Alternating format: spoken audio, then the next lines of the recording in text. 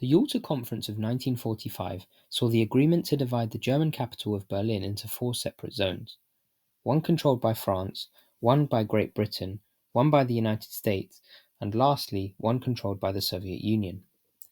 Berlin, Germany's capital city, was within the Soviet-controlled zone, but was itself divided into 4 zones just as the rest of the country was, with the Western nations accessing the capital via road, rail, and canal boat, as well as the air through 3 specific air corridors.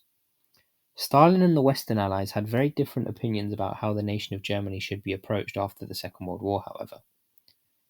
Stalin wanted Germany to be a weakened power into essentially a buffer zone between it and the West, while the US wanted it to be a free market capitalist economy similar to the United States, believing a high standard of living would dissuade the Germans from radical sentiments following the end of the Nazi regime. The United States' plan under the Truman Doctrine and Marshall Plan was to financially support many European countries to prevent radicalism emerging out of the ashes of the Second World War. As part of their agenda, Britain and the US even joined their zones under a shared administration in 1948 to try and improve the country's economic situation. To do so, they introduced a new currency known as the Deutsche Mark to replace the Reichsmark, which had seen its value plummet in the aftermath of the Second World War.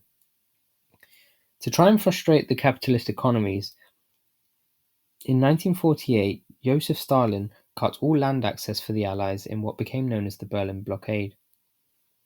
The hope from the Soviet Union was that this would weaken Germany and prevent them challenging the Soviet Union, which was still in the process of trying to embed communism in Eastern Europe. It would additionally act as a barrier to Western plans in the region. The Berlin Blockade meant those in West Berlin were under Western control and at risk of running out of supplies. President Truman, the United States President, had a number of choices. A. Evacuate the citizens of West Berlin. B. Negotiate with the Soviets to end the blockade. And C. Find alternative ways of supplying West Berliners. They ultimately decided on the latter.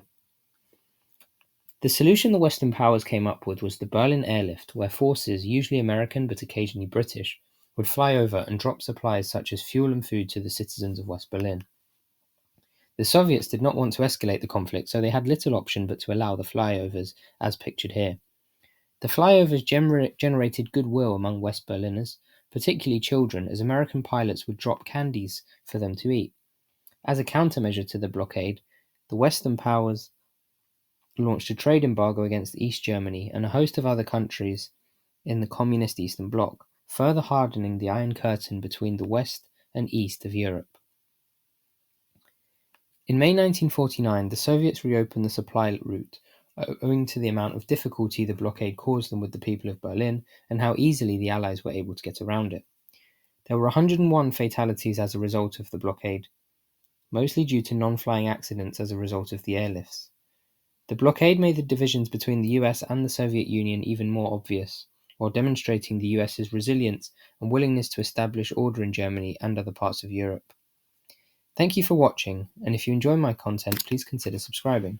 I look forward to seeing you on the next one.